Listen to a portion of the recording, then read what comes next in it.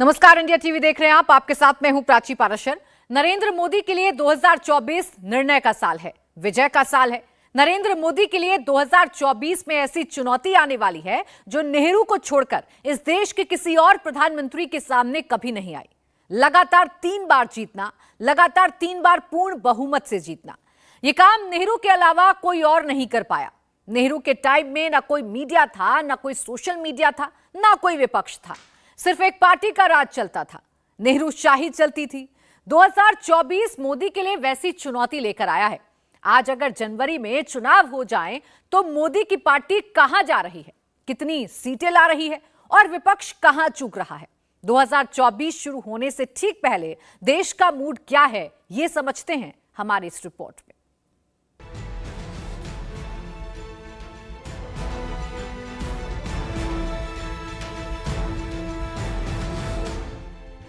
नया साल, नया काम और राम का नाम।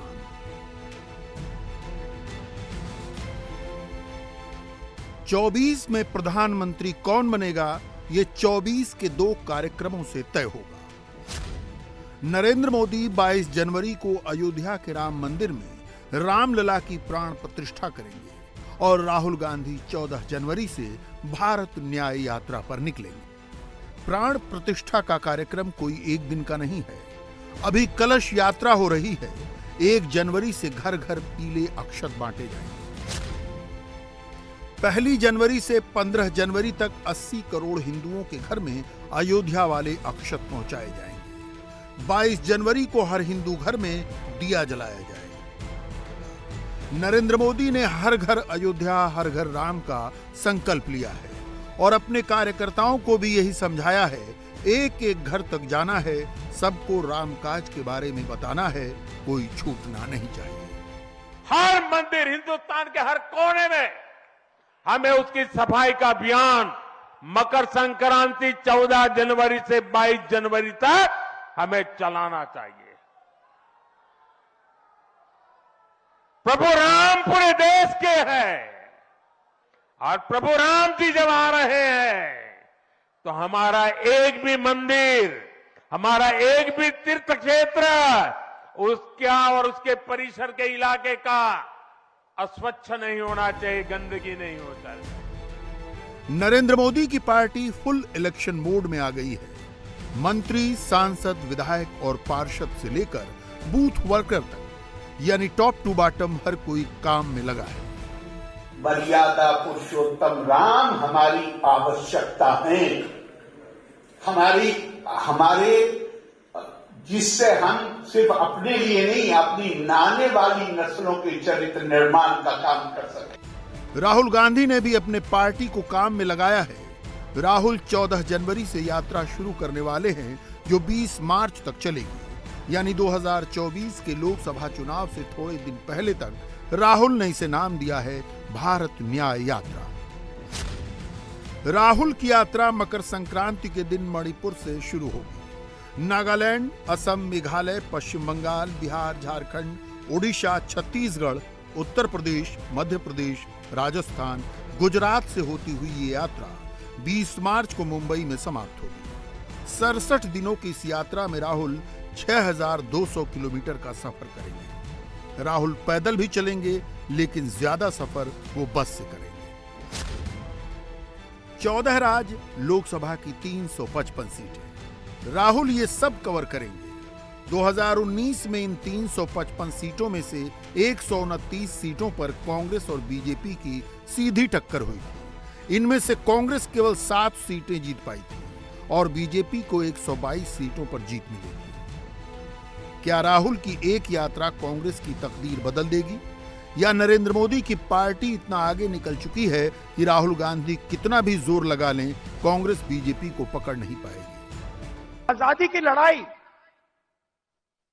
देश की जनता ने लड़ी थी, राजा महाराजाओं ने नहीं लड़ी थी।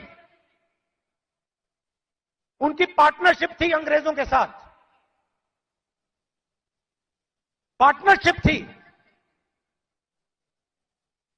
राजाओं महाराजाओं की, अंग्रेजों की पार्टनरशिप थी। उसके खिलाफ कांग्रेस पार्टी लड़ी थी। किसके लिए लड़ी थी? गरीब जनता के लिए लड़ी थी।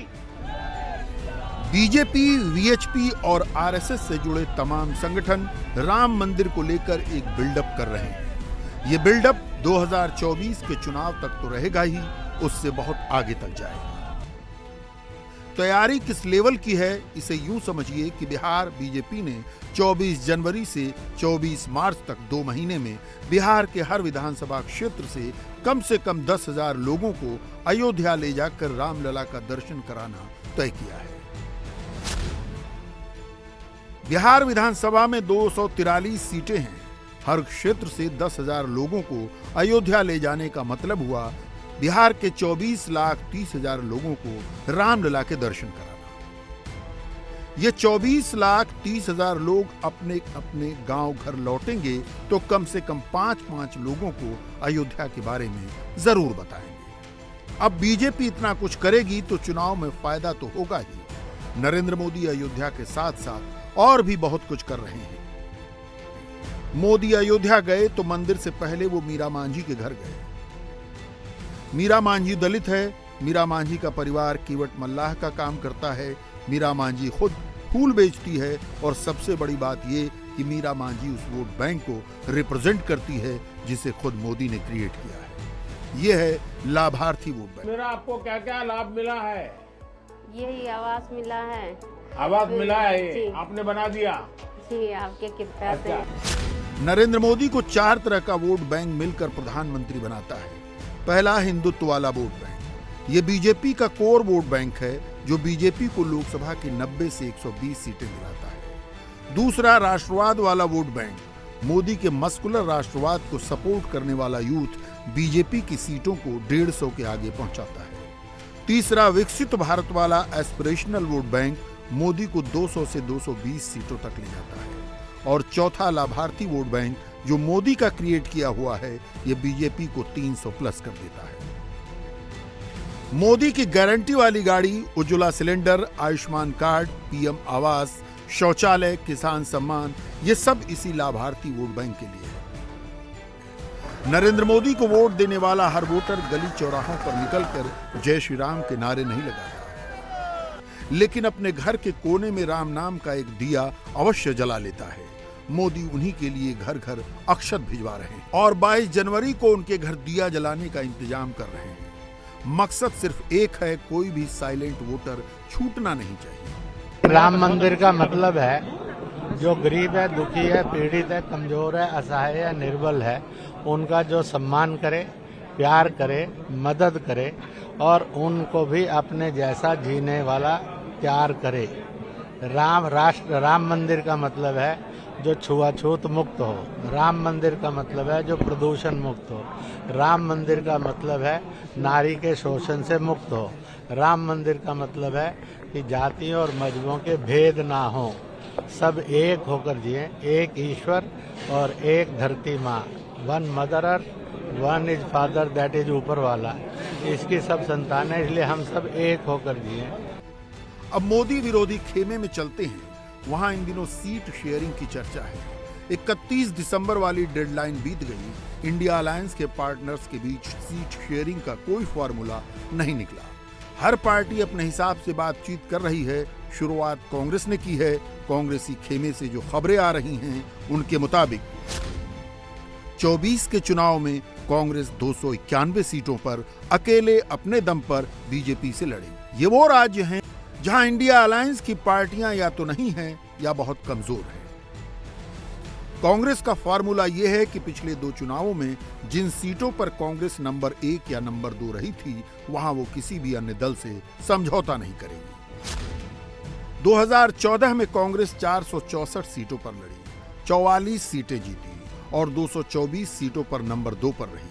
2019 में कांग्रेस ने 421 उम्मीदवार उतारे, 52 सीटें जीती और 209 सीटों पर नंबर 2 पर रही। इंडिया अलायंस के दल चाहते हैं कि कांग्रेस 200 से 250 सीटों पर ही लड़े और कम से कम 400 सीटों पर अलायंस का एक ही कैंडिडेट उतारा जाए। कांग्रेस इसके लिए तैयार नहीं है। राहुल की पार्टी कम से कम 375 सीटों पर लड़ने का मन बना रही।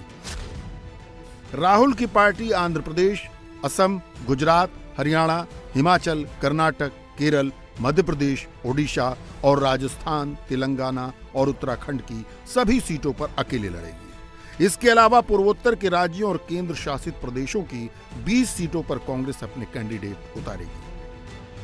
आपको याद होगा, मध्य प्रदेश विधानसभा चुनाव में कांग्रेस ने समाजवादी पार्टी के अध्यक्ष अखिलेश यादव का कैसे अपमान किया और उसका नतीजा क्या रहा। कांग्रेस ने लगता है उससे कोई सबक नहीं लिया। जहां कांग्रेस का बेस है वहां वो किसी को एंट्री नहीं देना चाहती। जहां कांग्रेस कमजोर हो चुकी है वहां वो सीटें मांग रही है। बिहार, बंगाल, झारखंड, दिल्ली, पंजाब, महाराष्ट्र, तमिलनाडु, केरल और उत्तर प्रदेश, इन 9 राज्यों में कांग्रेस ने इंडिया अलायंस के पार्टनर्स से 85 सीटों की डिमांड की है। कांग्रेस का बिहार में एक सांसद है, उसे 9 सीटों पर लड़ना है। यूपी में कांग्रेस सिर्फ रायबरेली की एक सीट पर बची हुई है, 24 में उसे 10 सीटों पर लड़ना है। महाराष्ट्र में कांग्रेस 1 सीट पर है, उसे 26 सीटों पर कैंडिडेट उतारना है। दिल्ली में कांग्रेस 0 पर है, उसे 5 सीटें चाहिए। पंजाब में कांग्रेस 8 पर है, उसे 8 सीटें चाहिए। तमिलनाडु में कांग्रेस के 8 सांसद है, उसे 10 सीटें चाहिए। पश्चिम बंगाल में कांग्रेस के 2 सांसद हैं, 24 में उसे 5 सीटें चाहिए। जम्मू कश्मीर में कांग्रेस अभी 0 पर है, उसे 3 सीटें चाहिए।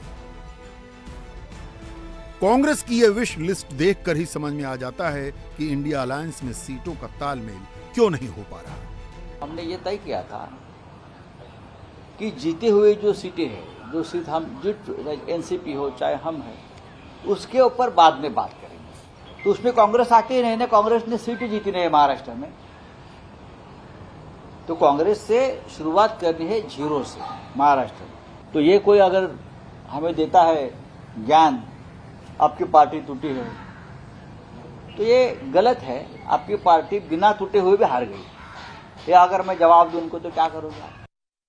कांग्रेस में अब नेता ही कितने नरेंद्र मोदी एक साथ हर फ्रंट पर काम कर रहे हैं। धर्म वाला फ्रंट अभी लीड कर रहा है। मोदी का जाति वाला कैलकुलेटर भी उसी तेजी से चल रहा है। विकसित भारत संकल्प यात्रा में मोदी की गारंटी वाली गाड़ी चलाकर मोदी ने सबसे बड़ा दांव खेला है। विरोधी कैंप में राहुल गांधी की बात करें तो राहुल ने पार्टी का पूरा ध्यान पूरे संसाधन एक यात्रा की तरफ लगा दिए हैं। राहुल गांधी भारत न्याय यात्रा पर निकलेंगे तो पूरी कांग्रेस पार्टी उधर ही लग जाएगी।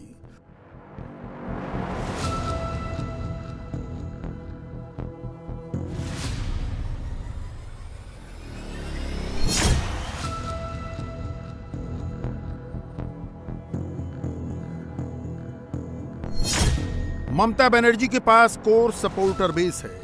अखिलेश यादव के पास भी अपना काडर है। तेजस्वी यादव का यादव मुस्लिम काडर करीब करीब इंटैक्ट है। केजरीवाल का फ्री बिजली फ्री पानी वाला सपोर्टर बरकरार है। डीएमके के स्टालिन के पास भी कोर सपोर्टर हैं। 2009 के बाद से कांग्रेस घटने लगी तो घटते घटते अब 3 राज्यों में सिमट गई है। कांग्रेस गंभीर होती तो नए सदस्य बनाती, मगर कांग्रेस ने किया क्या?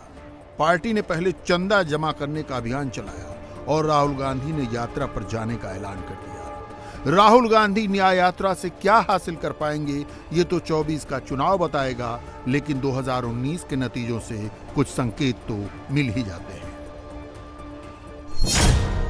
राहुल गांधी जिन राज्यों से न्याय यात्रा निकालने वाले हैं, वहां की 355 सीटों पर कांग्रेस के सिर्फ 15 सांसद हैं।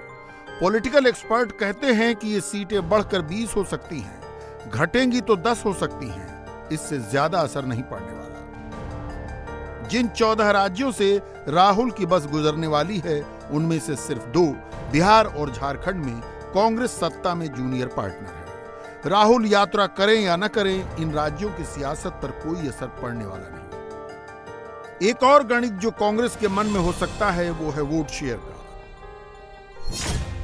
2019 के लोकसभा चुनावों के नंबर को देखें तो राहुल की यात्रा वाले सिर्फ 6 राज्यों में कांग्रेस का वोट परसेंट 30% से ज्यादा है। नागालैंड 48%, मेघालय 49%, छत्तीसगढ़ 41%, मध्य प्रदेश 35%, राजस्थान 34% और गुजरात 32%। राहुल की न्याय यात्रा से एमपी, राजस्थान या गुजरात में कांग्रेस का वोट शेयर बढ़ जाएगा, ऐसी उम्मीद कांग्रेस बेशक कर सकती है, लेकिन दूसरे लोगों को यह हकीकत से बहुत दूर लगती है। इंडिया अलायंस वाले भी ऐसे दावों पर यकीन नहीं करते। मोदी से लड़ाई में राहुल के साथी लीड रोल चाहते हैं, लेकिन राहुल किसी को आगे नहीं आने देना चाहते।